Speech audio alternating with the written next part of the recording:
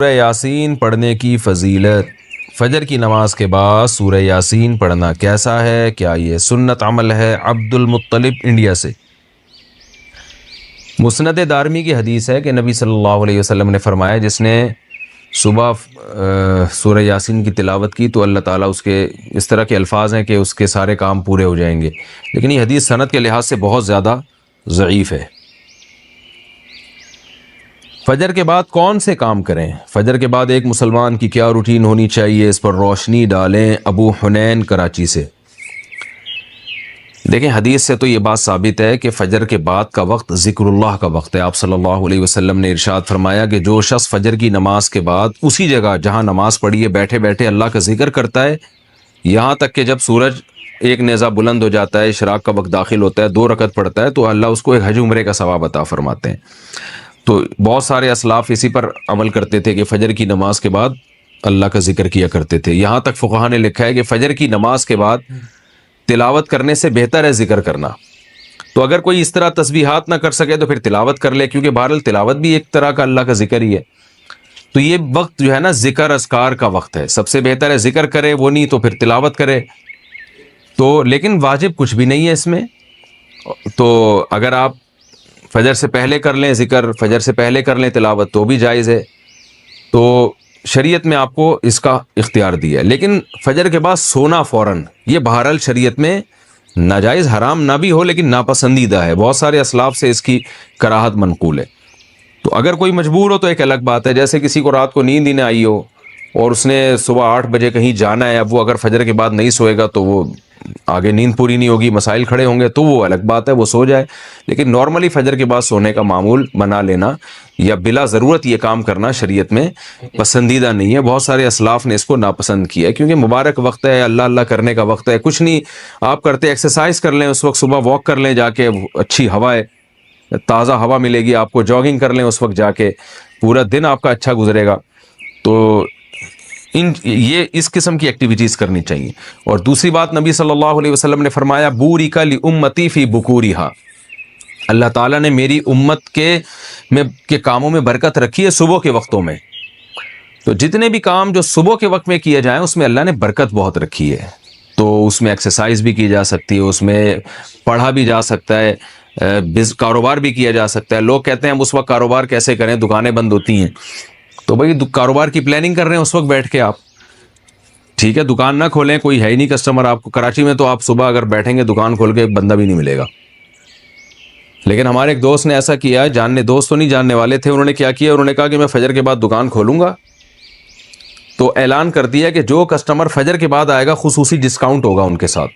تو اس میں لوگ اس بہانے جلدی جلدی جانے لگے، تو وہ ان کا اتنا رش ہو گیا کہ ان کا اس طرح سے کاروبار میں جو نقصان ہو سکتا تھا اس کی تلافی اس طرح سے ہو گئی۔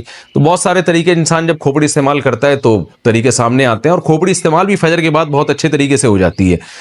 بلکہ سردیوں میں تو فجر سے پہلے آپ کو کھوپڑی استعمال کرنا شروع کر دینی چاہیے، کیونکہ سردیوں میں راتیں بہت لمبی ہوتی ہیں۔ تو یہ وقت جو ہے نا انسان کا دماغ بہت فریش ہوتا ہے اور اس وقت بہت اچھا سوچ سکتا ہے، پلاننگ بہت اچھی کر سکتا ہے۔ تو یہ کام فجر کے بعد یا فجر سے پہلے یا فجر کے بعد یہ کام کرنے چاہیے۔ سورہ یاسین قرآن پاک کا دل کیوں؟ سورہ یاسین کو قرآن پاک کا دل کیوں کہا جاتا ہے، اس کی کیا وجہ ہے؟ شمائلہ سبی سے شمائلہ صاحبہ نے پوچھا ہے۔ جی یہ بھی پوچھا تھا بیچاری خاتون نے، رمضان سے 2 مہینے پہلے پوچھا ہوگا، جواب اب مل رہا ہے ان کو۔ جی سورہ یاسین کو قرآن پاک کا دل کہا گیا ہے، جس حدیث میں ترمذی کی حدیث ہے، امام ترمذی نے اس حدیث میں لکھا ہے کہ یہ حدیث غریب ہے، لیکن دیگر جو محققین ہیں انہوں نے اس حدیث کو بالکل ضعیف قرار دیا ہے، اور بعض نے تو بالکل موضوع قرار دیا۔ تو موضوع قرار دینے والی بات تو تھوڑی مبالغہ لگتی ہے، لیکن ضعیف بہرحال یہ حدیث ہے جس میں آتا ہے کہ سورہ یاسین قرآن کا دل ہے، اور ضعیف بھی بہت زیادہ ضعیف حدیث ہے۔ تو اب جب کوئی کسی چیز کی فضیلت میں ضعیف حدیث ہوگی تو پھر اس میں علماء کی 2 رائے ہیں۔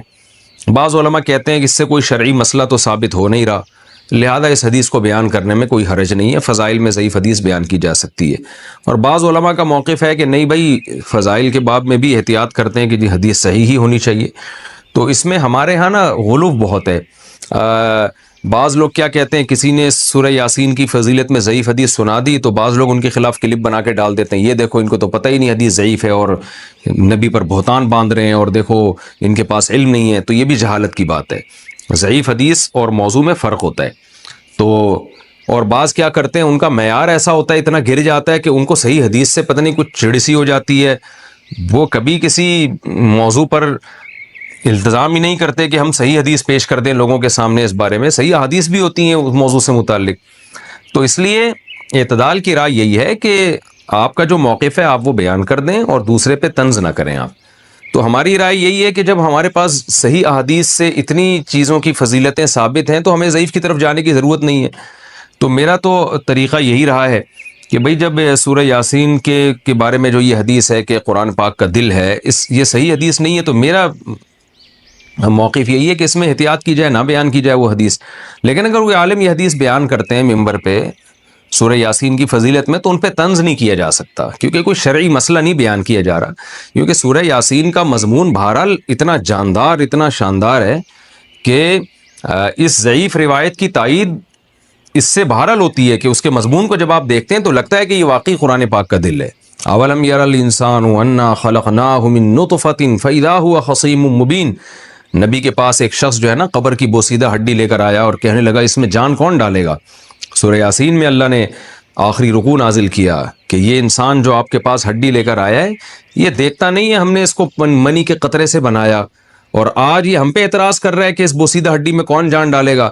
قل یحییھا الذی انشأھا اول مرہ۔ آپ اس سے کہتے ہیں وہی جس نے اس ہڈی کو پہلی دفعہ بنایا نا، اسی ہڈی سے پوچھیے، بتائے گی جس نے مجھے پہلی دفعہ بنایا ہے وہ مجھے دوبارہ بھی بنا سکتا ہے۔